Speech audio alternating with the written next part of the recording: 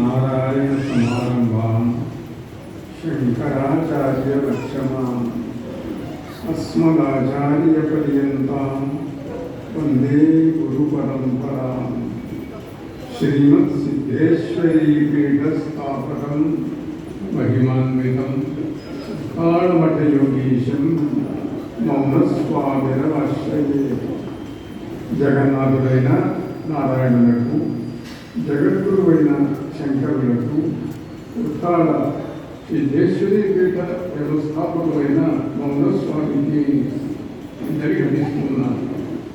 విశాఖ లలితాపీఠ స్థాపకం పరివర్ధకం దక్షిణామూర్తి సిద్ధేంద్రం అవ్యక్తానందయోగినం ధీరం శివచిదానందం సద్గురూన్ ప్రణమామ్యహం. విశాఖలో ఈ పవిత్రమైనటువంటి లలితాపీఠాన్ని స్థాపించిన సిద్ధపురుషుడు దక్షిణామూర్తి పరమహంసకు దానిని వర్ధిల్ల చేసిన అవ్యక్తానంద మహారాజ్ శివచిదానంద భారతీ స్వామి ఈ మహనీయులైనటువంటి గురువర్యులకు నమస్సుమనస్సులు సమర్పిస్తున్నారు. ఇవాళ గురు పూజ చేశారు. అంటే మన దేశంలో ఒక సంప్రదాయం ఉన్నది. తల్లిదండ్రులను దేవతలుగా పూజిస్తారు. వృద్ధులను పెద్దవాళ్ళను ఏదన్నా శుభ సందర్భం వచ్చినప్పుడు వయోవృద్ధులను కూర్చోబెట్టి దంపతులను లక్ష్మీనారాయణులుగా పూజిస్తారు. పార్వతీ పరమేశ్వరులుగా పూజిస్తారు. మనిషిలో దేవుడిని చూడటం ఈ దేశంలో ఉన్నటువంటి అత్యంత ప్రధానమైనటువంటి అంశం. మనిషే దేవుడు. శంకరాచార్యులు వారు అంటారు, అహం బ్రహ్మాస్మి, నేను బ్రహ్మమును, తత్వవశి, నువ్వు కూడా అదే, సర్వం కల్విదం బ్రహ్మ, ఈ సమస్త సృష్టి కూడా బ్రహ్మ పదార్థమే, అణువణువున కణకణాన పరమేశ్వర చైతన్యాన్ని చూసేటువంటి లక్షణం కలిగిన మహత్తరమైన ఆర్ష సంప్రదాయం ఇది. ఈ మార్గంలో దేశంలో బౌద్ధ జైన మతముల చేత చార్వాకారి మతముల చేత దేశం కల్లోలితమైనప్పుడు జగద్గురు శంకరాచార్యుల వారు ఆయన సన్యాస సంప్రదాయాన్ని పునరుద్ధరించారు. సన్యాస సంప్రదాయం ఆది కాలం నుంచే ఉన్నది. మనకు మీరు శతరుద్రియం పారాయణం పెట్టారు, తమకు చమకాలు పారాయణం పెట్టారు, అభిషేకం చేస్తారు, ఇప్పుడు కూడా కొంత వింటారు. దాంట్లో పరమేశ్వరుడికి శివుడికి వియుక్త కేశ అనే శబ్దం ఉన్నది. వియుక్త కేశ అని అంటే ముంగిత శిరస్సుడు అని అర్థం. అంటే శివుడు జటాయుగాన్ని ధరించిన వాడు మాత్రమే కాకుండా ఆయన రూపాలలో ఒక రూపం శిరస్సు మీద కేశములు లేనటువంటి ఒక రూపం అన్నది యుక్త కేశుడు మనుషుడు. అలాంటి యుక్త కేశుడు ఆదిదేవుడైనటువంటి పరమేశ్వరుడే మొదటి సన్యాసి వేదం ప్రకారం. కనుక ఆ సంప్రదాయం తరతరాలుగా యుగాలుగా వస్తూ ఉన్నది. కలియుగంలో సన్యాసం తీసుకోవడానికి అర్హత కలిగిన వాళ్ళు ఉండరు అన్న ఉద్దేశంతో ధర్మశాస్త్రవేత్తలు కలియుగంలో సన్యాసాన్ని నిషేధిస్తే తర్వాత శంకరాచార్యుల వారు వచ్చిన తర్వాత సన్యాస సంప్రదాయం యొక్క ఆవశ్యకతలు ఆయన గుర్తించాడు. ఎందుకంటే బౌద్ధ మతస్థులు భిక్షువులు అన్న పేరుతోటి అన్నీ వదిలేసేసి ఆశ్రమాలలో ఉంటూ కుటుంబాలు పరిచయించి బౌద్ధ ధర్మాన్ని బౌద్ధ మతాన్ని ప్రచారం చేస్తున్నారు. అలానే జైనులు కూడా శ్రవణకులు వాళ్ళు తీర్థంకరులు వాళ్ళు కూడా అట్లా సర్వస్వంలో చేయించి వాళ్ళు వాళ్ళ మార్గాన్ని తెలియజేస్తూ ఉన్నారు. కాలక్రమేణా ఈ మార్గాల వల్ల వాళ్ళు చేసిన ప్రచారాల వల్ల వేద ధర్మం దెబ్బతినేటువంటి పరిస్థితి ఏర్పడింది. వేద మతాన్ని ఆదరించేవాళ్ళు మీద బౌద్ధ ధర్మంలో మొట్టమొదట బుద్ధుడి కాలంలో అంతా కఠోర నియమాలతో ఆయన ఏర్పరిచాడు. కానీ తర్వాతి కాలంలో ఏమైందంటే బౌద్ధ భిక్షువులుగా ఉన్నవాళ్ళు కొంతకాలం భిక్షువులుగా ఉంది, తర్వాత మళ్ళీ సంసారంలోకి ప్రవేశించవచ్చును అనేటువంటి ఆచారం తర్వాతి కాలంలో వచ్చింది. అంటే ఎంతకాలం సన్యాసిగా ఉండాలనుకుంటే అంతకాలం సన్యాసిగా ఉండటం. ఉదాహరణకి ఉంది, చదువుకుంటారు, ఉద్యోగం రాలేదు, కొన్నాడు సన్యాసిగా ఏదో ఆశ్రమంలో ఉండేది, మంచి ఉద్యోగము వ్యాపారం అనుభవం వచ్చిన తర్వాత గృహస్థులుగా ప్రవేశించేది. ఇలా అయింది ఒకప్పుడు పరిస్థితి. బౌద్ధ సంప్రదాయాలు జైన సంప్రదాయాలు వాటిలో కూడా మహానుభావులు సిద్ధ పురుషులు మహనీయులైనటువంటి వ్యక్తులే. ఇలా వచ్చినటువంటి ఈ పరిస్థితులను చూసి వేద విరుద్ధమైనటువంటి పరిస్థితిని గమనించి శంకరాచార్యుల వారు ఋషి సంప్రదాయం ఇలా అయిపోయింది కనుక దీన్ని రక్షించాలి అని అంటే సన్యాస సంప్రదాయాన్ని కలియుగంలో మళ్ళీ పునరుద్ధరించాలి అని ఆయన భావించి సన్యాస సంప్రదాయాన్ని పునరుద్ధరించాడు. ఆయన మరి ఆయన పునరుద్ధరించడం అంటే ఆయన సన్యాసం ఎవరికి వాళ్ళు తీసుకుంటేది సన్యాసం కాదు.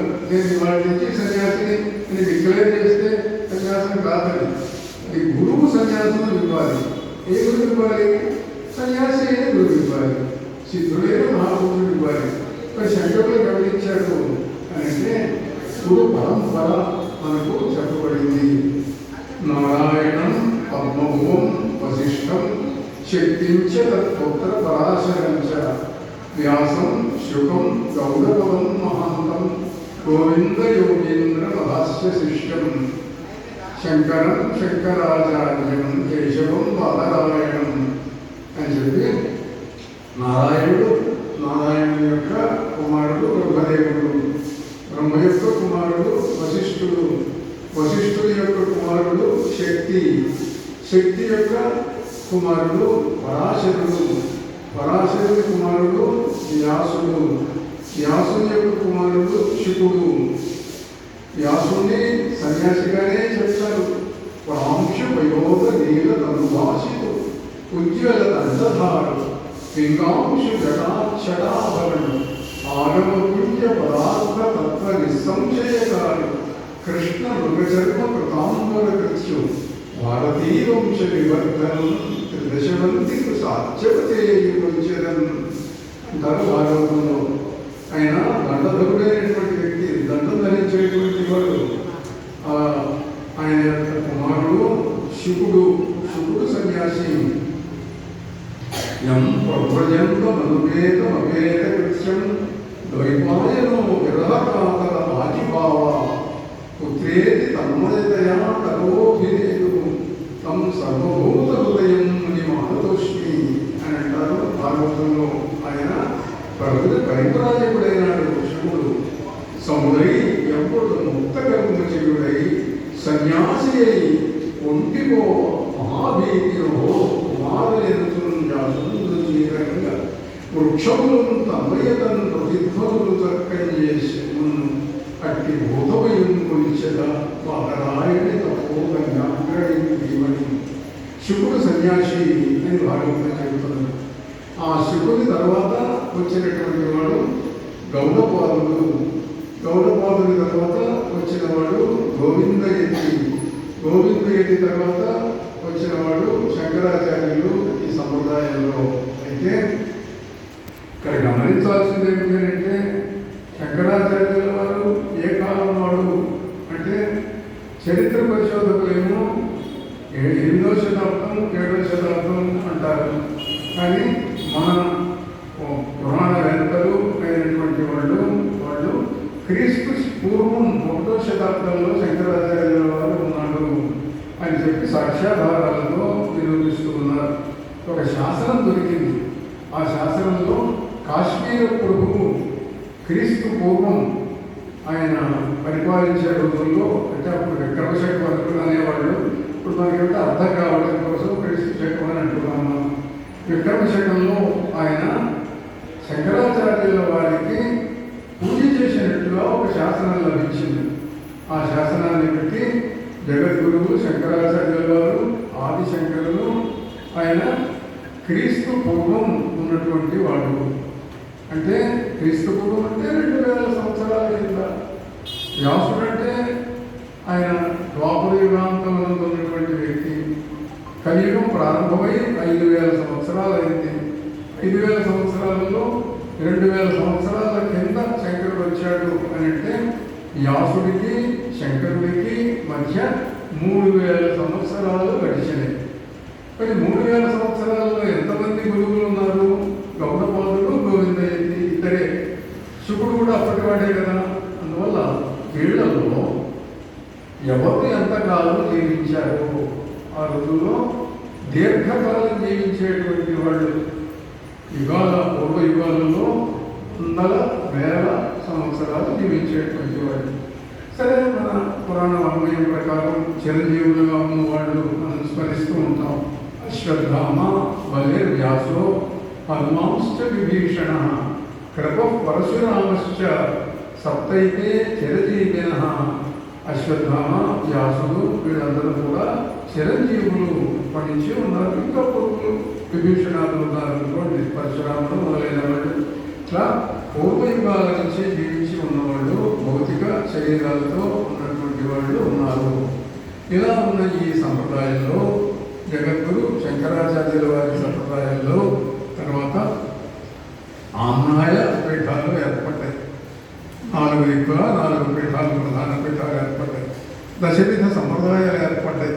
అంటే భారతి, సరస్వతి, తీర్థ, ఆశ్రమ, వన, గిరి, పురి ఇలా ఎన్నో సంప్రదాయాలు ఏర్పడ్డాయి. ఈ దశవిధ సంప్రదాయాలలో రకరకాలైనటువంటి పీఠాలు ఏర్పడ్డాయి. వీటిల్లో ప్రధానంగా శంకరాచార్యుల వారు చతురామ్నాయ పీఠాలు ఏర్పరిచారు. ఆ చతురామ్నాయ పీఠాలు ఇవాళ ప్రసిద్ధంగా ప్రకాశిస్తూ ఉన్నాయి.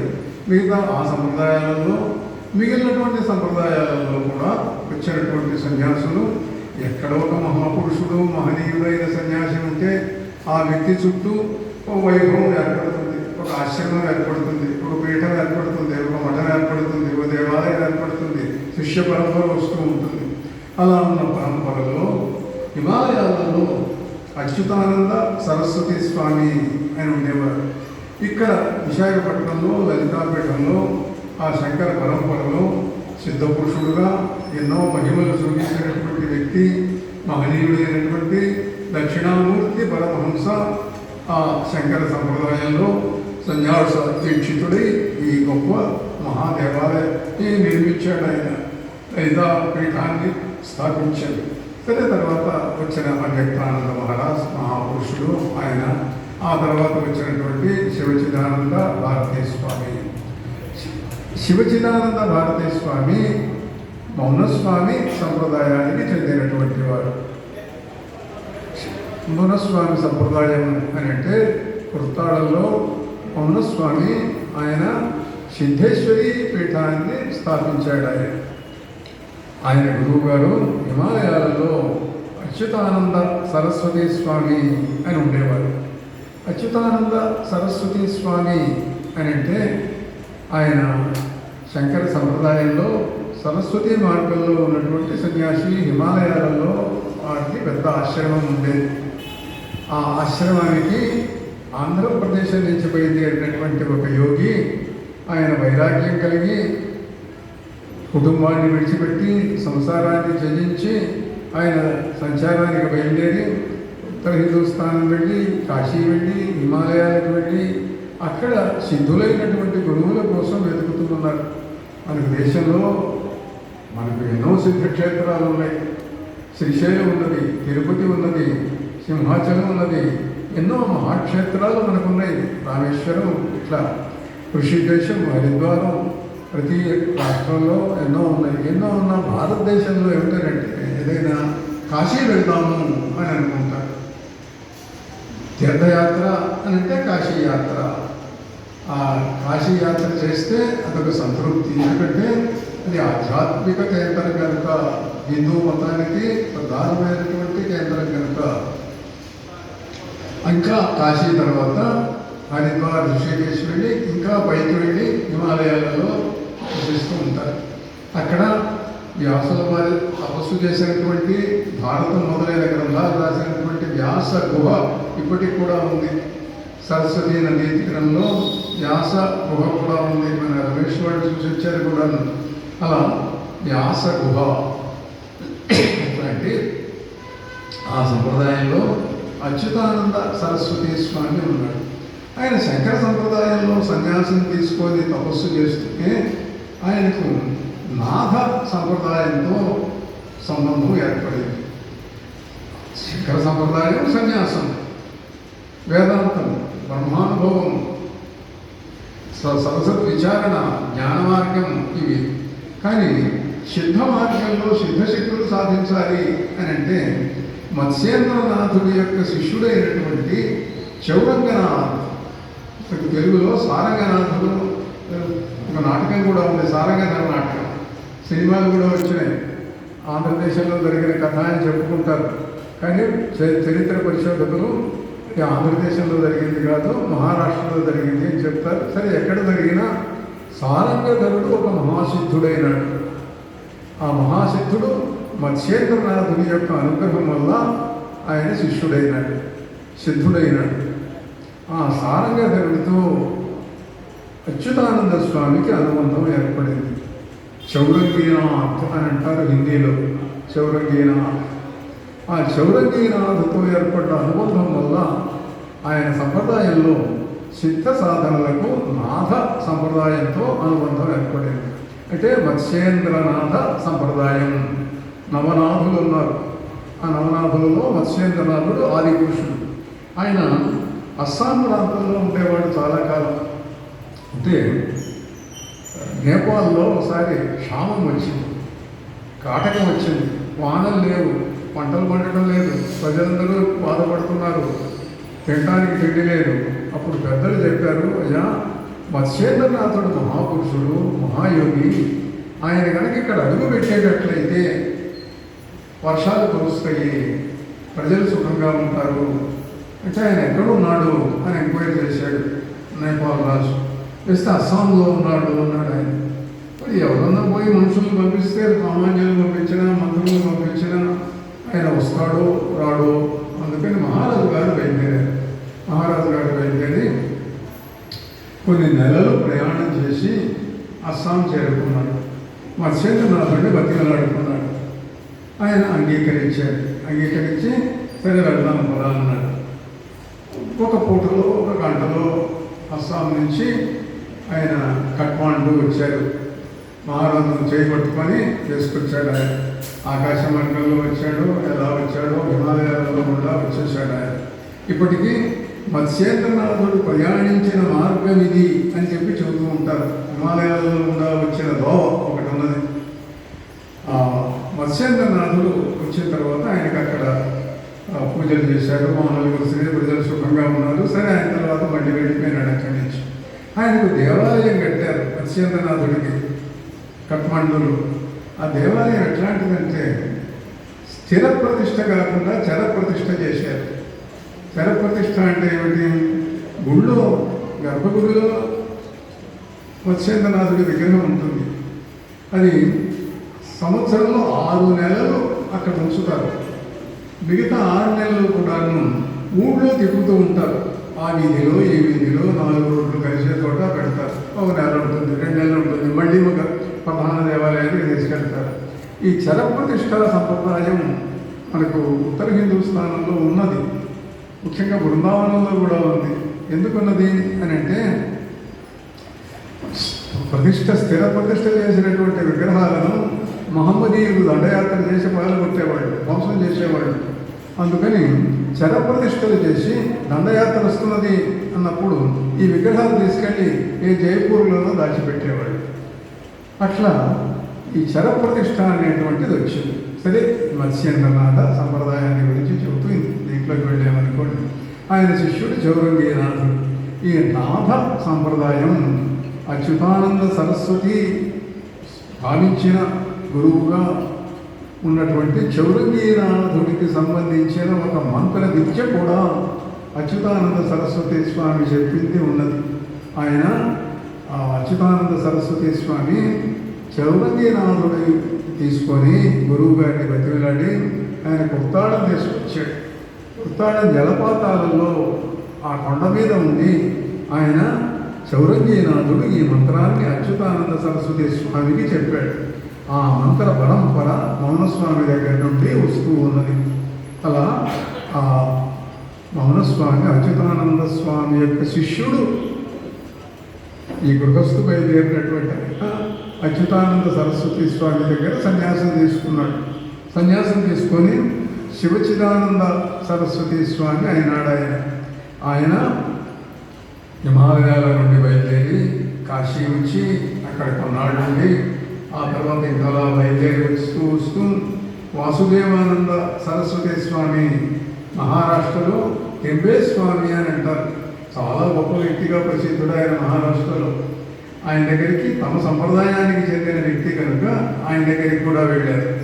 వెళితే ఆయన అన్నాడు, షిరిడీలో సాయిబాబా అని ఉన్నాడు, అతను మంచి యోగి, మన మార్గానికి చెందినవాడు, అతన్ని కూడా ఒకసారి చూసి వెళ్ళు అన్నాడు. మౌనస్వామి అక్కడికి కూడా వెళ్ళి అక్కడ 3-4 రోజులు ఉండి వాళ్ళిద్దరూ కూడా ఎంతో మైత్రితోటి ఏవో విద్యలు ఇచ్చి పుచ్చుకున్నారు అంటారు. సరే ఏదన్నప్పటికీ అక్కడ ఉండి అక్కడి నుంచి ఆయన దక్షిణ దేశానికి వచ్చి అనేక ప్రదేశాలు తిరిగి రమణాశ్రమానికి కూడా వచ్చాడు. రమణాశ్రమంలో కొద్ది రోజులు ఉన్నాడు. ఉండి ఆయన అక్కడి నుంచి బయలుదేరి వెళుతూ రమణాశ్రమానికి ఆయన కొబ్బరి చెప్పు కమండలం ఒకటి ఇచ్చాడు. ఇస్తే మా మహర్షి జీవిత చరిత్రలో ఉన్నది ఈ కుర్తాళ స్వామి వారు ఇచ్చినటువంటి కమండలం నుంచి. అలా అక్కడి నుంచి బయలుదేరి వెళ్ళి కుర్తాళం వెళ్ళి అక్కడ ఆయన సిద్ధ పీఠాన్ని స్థాపించాడు. వాళ్ళ గురువు గారు అచ్యుతానంద సరస్వతి స్వామి 25,000 సంవత్సరాల క్రింద ఆయన పరమేశ్వరిని సిద్ధేశ్వరిని ఆవాహన చేశాడు. 25,000 ఏళ్ళ క్రింద ఏమిటండి అని అంటే 25,000 క్రిందది ఏమిటి అన్న ప్రశ్న కాదు. ఏ వ్యక్తికైనా సరే ఆ శరీరంతో అచ్యుతానంద సరస్వతి స్వామి 1000 ఏళ్ళు జీవించలేదు, కొంత దీర్ఘకాలం జీవించాడు. ఏ వ్యక్తికైనా సరే గుర్తొచ్చేటట్లయితే, పూర్వజన్మలు గుర్తొచ్చేటట్లయితే, పరిపూర్ణంగా కలిసేటట్లయితే ఆయనకు మీ ఆయువు ఎంత, మీ ఆయుర్దాయం ఎంత అని అంటే ఇన్నేళ్ళు, ఇన్ని 100 ఏళ్ళు, ఇన్ని 1000 ఏళ్ళు అని చెప్పవచ్చు. ఇన్ని 1000 సంవత్సరాల కింద దర్శించినటువంటి ఆ పరమేశ్వరి ఆయనతో పాటు ఉన్నది. ఆయన ఏ శరీరంతో ఉన్నా అచ్యుతానంద సరస్వతి స్వామితో పాటు ఉన్నదన్నమాట. ఒక చిన్న ఉదాహరణ చెప్తాను ప్రసక్తంగా. నేను గుంటూరులో కాళీపీఠంలో ఉన్నాను. ఒకరోజు ఒక ఆమె వచ్చింది, స్వామివారు నేను ఇక్కడ ధ్యానం చేసుకోవచ్చునా అన్నది. ఎవరైనా చేయొచ్చునమ్మా అన్నాను. స్వామీజీ నేను హిందువులు కాదు అన్నది. హిందువులు కాదు అని అంటే సరేనమ్మా, హిందువు కాకపోయినా ఇప్పుడు ఈ దేవత యందు విశ్వాసం ఉన్నదా? నీకు దేవత యందు విశ్వాసం ఉన్నది, కానీ మీ యందు విశ్వాసంతో నేను వచ్చాను అని అన్నది. విగ్రహాన్ని, ఎదురుగా ఉన్న విగ్రహాన్ని దేవతగా విశ్వసించేటట్లయితే నా విశ్వాసం, నా యందు నమ్మకం అటుంచి ధ్యానం చేయవచ్చు, ఏ అభ్యంతరం లేదు అన్నాను. ఆమె ధ్యానం చేసింది. స్వామివారు నాకు నా పూర్వజన్మ కనిపిస్తుందండి అన్నది. అదేమిటమ్మా అన్నాను. అంటే నేను పూర్వజన్మలో మగవాడిని అయినట్టు ఎర్రటి పంచ కట్టుకొని ఎర్రటి బొట్టు పెట్టుకొని మీ శిష్యుడిని అయినట్టు నాకు కనిపిస్తున్నదండి అన్నది ఆవిడ. మంచి తల్లి, సంతోషం, నీకు కలిగిన అనుభవం. కానీ మరి నువ్వు పుట్టి పెరిగినటువంటి మతంలో ఈ పూర్వజన్మ పరజన్మలు జన్మకర్మ సిద్ధాంతం లేదు కదా అన్నాను నేను. అంటే నాకు కనిపిస్తున్నది కదండి, నేను నమ్ముతాను అని అన్నది. ఆమె భర్త చంద్రబాబు గారి మినిస్టర్గా కూడా చేశాడు అనుకోండి. సరే, అది ఇతర విషయాలు. ఏదన్నా ఒక వ్యక్తికి పూర్వజన్మ పరంపర ధ్యానం వల్ల తెలిస్తే ఆ వ్యక్తి ఏ విషయాన్నైనా అప్పటి విషయాలు చెప్పవచ్చు. ఆ సిద్ధేశ్వరీ దేవిని ఆ రకంగా అచ్యుతానంద సరస్వతి స్వామి యొక్క అనుగ్రహం వల్ల మౌనస్వామి శివచిదానంద సరస్వతి స్వామి ఆయన కుర్తాళానికి తీసుకురాగలిగాడు. ఆ పరమేశ్వరి ఆయన వెంట వచ్చింది. సిద్ధేశ్వరీ దేవి ప్రతిష్ట అక్కడ జరిగితే ఆమె అప్పటి నుంచి కూడాను వృత్తాళంలో ఉంటూ భక్తులను అనుగ్రహిస్తూ ఉన్నది. తపస్సు వల్ల సిద్ధశక్తులు వస్తాయి, బ్రహ్మానుభవం వస్తుంది వేదాంత విచారణ వల్ల. విద్యారణ్య స్వామి ఒక మాట చెప్తారు, బ్రహ్మానుభవం కలిగిన వ్యక్తులందరూ సిద్ధ పురుషులా. బ్రహ్మానుభవం కలిగిన వాళ్ళు కొంతమంది ఉంటారు. ఈ ప్రపంచం అంతా మిథ్య, నేనే సమస్తము, అణువణువు నేనే, నీలో ఉన్నది నాలో ఉన్నది, అణువణువులో ఉన్నది నేనే బ్రహ్మ పదార్థాన్ని అని అనుకోవచ్చు, అనుభవించవచ్చు, ఆ అనుభవం పొందవచ్చు. ఆ అనుభవం పొందిన వాళ్ళందరికీ సిద్ధశక్తులు ఉండి తీరాలనే లేదు. లేకపోతే ఆ దివ్యానుభవం వచ్చింది కాబట్టి కొంత సిద్ధశక్తి స్పష్టం ఉంటుంది. కొన్ని వాళ్ళు చెప్పినవి జరుగుతూ ఉంటాయి, కొన్ని ప్రాప్తిస్తూ ఉంటాయి. విద్యారణ్య స్వామి అన్నారు అంటే సిద్ధపురుషులందరూ బ్రహ్మజ్ఞానులు కాకపోవచ్చు, బ్రహ్మజ్ఞానులందరూ సిద్ధపురుషులు కాకపోవచ్చు, కానీ కొందరు అట్లాంటి వాళ్ళు ఉంటారు. వ్యాసులు లాంటి వాళ్ళు, అలాంటి మహాపురుషులు, వాళ్ళు రెండూ ఉన్నటువంటి వాళ్ళు అంటారు విద్యారణ్య స్వామి. సరే, ఏదైనప్పటికీ కూడా మౌనస్వామి దివ్యమైనటువంటి సిద్ధశక్తులు కలిగిన వ్యక్తిగా ఆయన ప్రకాశించాడు. ఆయన మరణించినటువంటి వాళ్ళను జీవింపజేశాడు, అందరి వ్యాధులో పోగొట్టాడు, కష్టాలు తీర్చాడు, వ్యాధులు ఇవన్నీ కూడా పోగొట్టాడు. విశేషించి వస్తువులు ఎన్నో సృష్టించేటువంటి వాడు. అటువంటి మహాపురుషుడు మౌనస్వామి అని అంటే, సామాన్యంగా సిద్ధులు వాళ్ళు సిద్ధశక్తులు కలిగి ఉంటారు. ఎప్పుడన్నా అనుగ్రహిస్తే భక్తులకు ఏదైనా వాళ్లకు ధ్యానంలో దివ్యానుభవాలు వచ్చేట్టు చేయవచ్చు, వాళ్ళని అనుగ్రహించవచ్చు, శిష్యులను కూడా ఆ రంగంలో పైకి తీసుకుని వెళ్ళవచ్చు. మౌనస్వామి ఒక విచిత్రమైన పని చేశాడు. ఒకరోజు ఆయన కూర్చొని ఉన్నాడు. కన్యాకుమారిలో ఉత్సవాలు జరుగుతున్నాయి, నేను అక్కడికి వెళ్ళొస్తాను, మీరు కాసేపు ఇక్కడ ఉండండి అన్నారు. అంటే స్వామివారు మమ్మల్ని కూడా తీసుకెళ్ళండి అన్నారు. మిమ్మల్ని ఎట్లా తీసుకెళ్తామయ్యా అన్నారు. మీరు సిద్ధపురుషులు, మమ్మల్ని కూడా తీసుకెళ్ళండి అన్నారు. అయితే తీసుకెళ్ళాడు. ఆయన కళ్ళు మూసుకోండి అన్నాడు. కళ్ళు తెరిచేసరికి కన్యాకుమారిలో ఉన్నారు. అక్కడ రథం లాగుతున్నారు, ఉత్సవం జరుగుతున్నది. ఉత్సవం అంతా అయిన తర్వాత అందరికీ ప్రసాదాలు ఇచ్చారు, పూజ చేశారు. ఆ ప్రసాదాలన్నీ వీళ్ళ చేతుల్లో ఉన్నాయి. ఇప్పుడు మళ్ళీ కళ్ళు మూసుకోండి అన్నాడు. మళ్ళీ కళ్ళు మూసుకున్నాడు. మళ్ళీ అందరూ కళ్ళు మూసుకొని కళ్ళు తెరిచేసరికి ఉత్సవంలో ఉన్నారు. ఇలా అద్భుతమైనటువంటి శక్తులు, దివ్యశక్తులు ప్రదర్శించాడు మౌనస్వామి. ఆ పరంపరలో ఉన్న మహనీయులందరూ కూడా అలాంటి వాళ్ళే. మా గురువు గారు శివసిద్ధానంద స్వామి గారు కూడా అలాంటి అద్భుతాలు చేశారు. విజయవాడలో ఆయన దగ్గరికి ఒక మిత్రుడు వచ్చాడు. ఆ మిత్రుడు నాస్తికుడు, కమ్యూనిస్టు పార్టీలో చాలా లీడరు. ఆయన అక్కడికి వచ్చి మెట్ల మీద ఫస్ట్ ఫ్లోర్లో ఉన్నాడు. ఆయన మెట్లెక్కి వచ్చాడు. వచ్చి ఆ ఆయాసంతో తట్టుకోలేక పడిపోయినట్టు ప్రాణం పోయింది.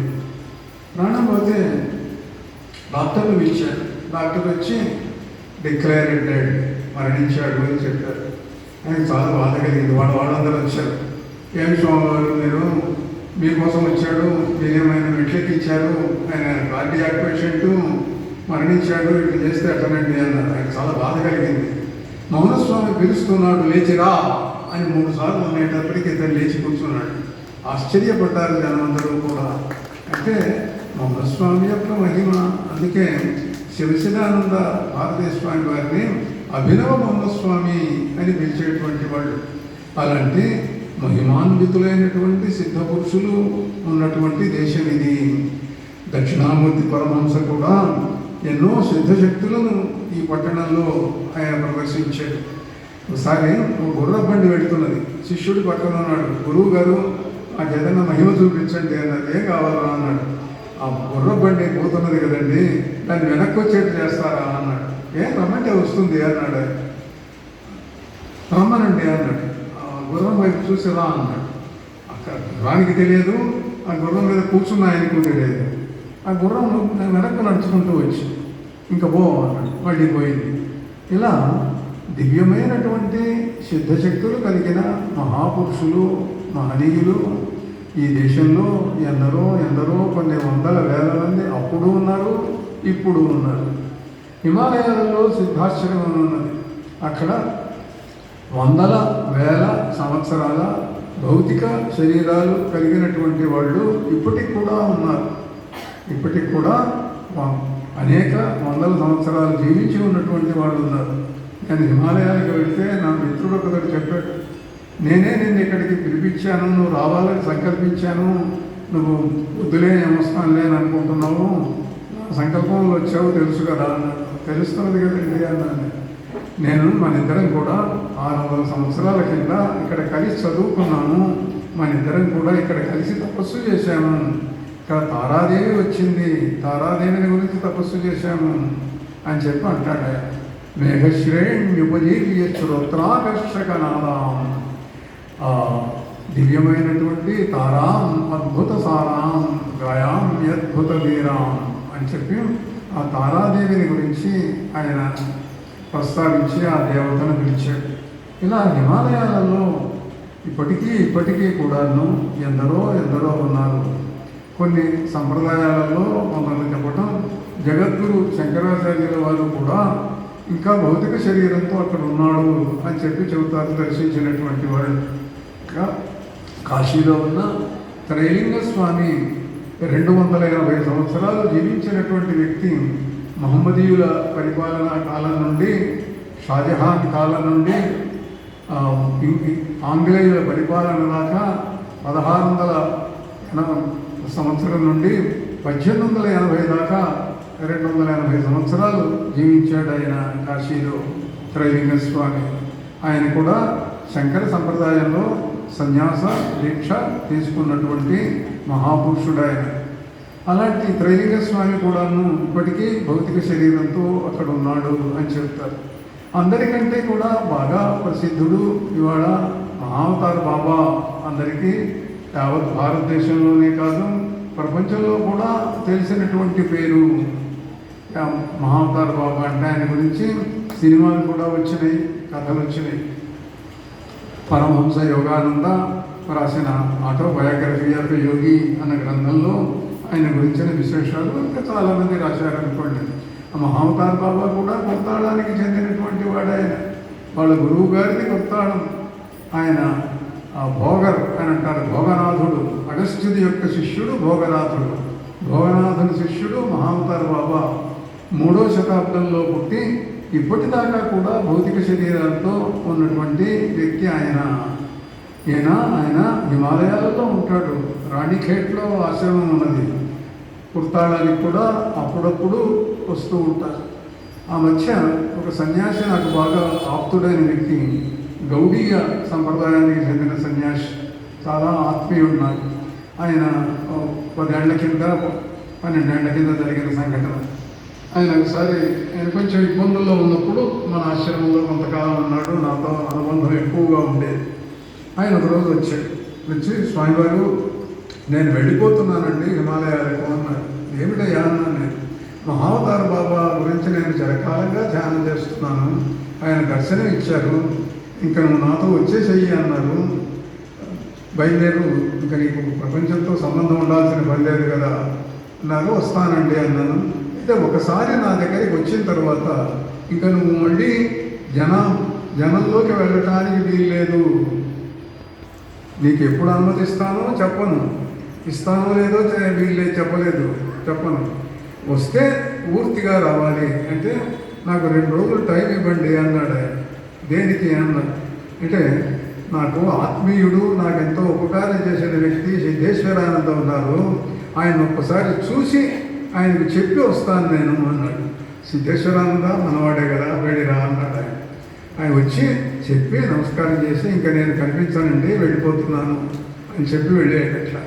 అలా మహనీయుడైనటువంటి మహావతార్ బాబా ఇప్పటికీ కూడా సిద్ధ శరీరంతో సంచరిస్తూ ఉన్నాడు. మౌనస్వామి ఆయన నేను బాగా ఆప్తులమైనటువంటి వ్యక్తులు. మౌనస్వామి చెప్పాడు ఒకసారి, మనం మొదటిసారి 4000 సంవత్సరాల కింద గుర్తాళం వచ్చాం మనం ముగ్గురం అన్నాడు ఆయన. అంతటి అనుబంధం కలిగిన మహాపురుషుడు మౌనస్వామి. అంటే ఇటువంటి సిద్ధ సంప్రదాయానికి చెందినటువంటి వాళ్ళు, జగద్గురువులు, సన్యాసులు, మహనీయులైనటువంటి వ్యక్తులు. వీళ్ళను శంకరాచార్య స్వరూపంగా పూజిస్తూ ఉంటాను. ఈనాడు శంకర రూపంగా గురుపాదుకలకు పూజ జరిగింది. మీ అందరికీ కూడా ఆ పరమేశ్వరుడు శివస్వరూపుడైనటువంటి జగద్గురువులు శంకరాచార్యుల వారు, మా మౌనస్వామి, దక్షిణామూర్తి పరమహంస, అవ్యక్తానంద మహారాజ్, శివచిదానంద భారతీ స్వామి వీరందరూ కూడా మిమ్మల్ని అనుగ్రహిస్తారు. క్షేత్ర పీఠ దేవత అయినటువంటి లలితాదేవి యొక్క కరుణా కటాక్షములు మీ అందరి యందు ప్రసరించునుగాక. శుభమస్తు. నారాయణ నారాయణ.